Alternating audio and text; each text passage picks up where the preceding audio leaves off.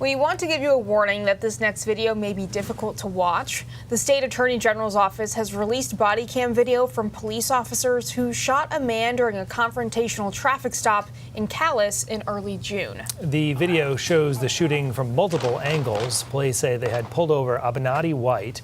They say he refused to follow commands, and the stop escalated to police using tasers on him. That was ineffective, police say, and video shows White swinging a sword at officers. That's when a Calais police officer and a Washington County Sheriff's deputy opened fire. White was struck by bullets but survived and is now charged with failure to stop, operating after suspension, failure to submit to arrest or detention, and criminal threatening with a dangerous weapon. The Attorney General's office is investigating. That is standard procedure anytime an officer fires their weapon. Well, at this hour, we're learning new information about breaking news we first brought you right here at noon today. Flames ripping through a business in Damariscotta. Investigators now say the fire was accidental and one person has minor injuries. CENTER Maine's Christian Lee joins us live now with the latest. Hi, Christian.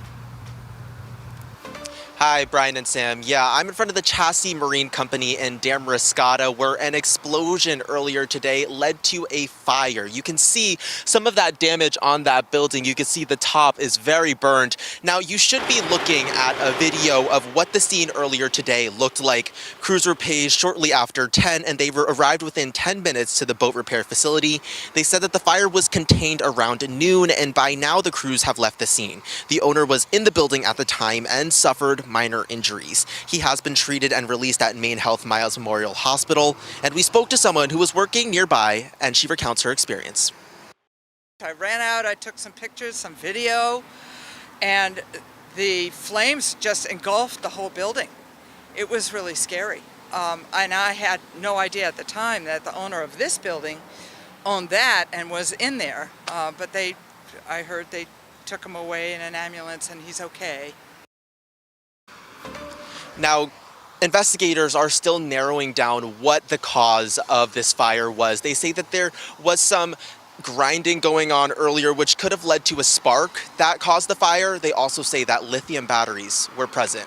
We'll bring you more details as we have them. Brian and Sam. All right, Christian Lee, live for us tonight. Thank you.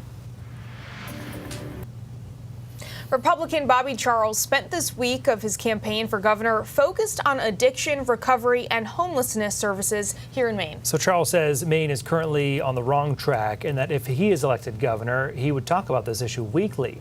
Today, outside a recovery facility in Lewiston, Charles shared 5 things he would do as governor.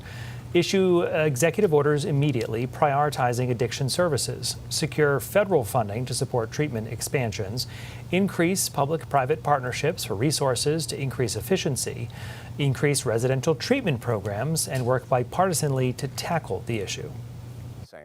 We need to focus on this problem because this is the future of the state.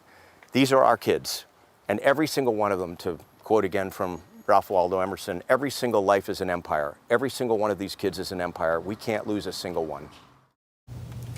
Independent Rick Bennett and Democrat Hannah Pingree also sharing their thoughts. Bennett highlighted that recovery centers need more consistent support, and Pingree says she wants to invest in access to treatment, especially in rural areas. Our Christian Harsel will break down those 5 points later at 6 p.m.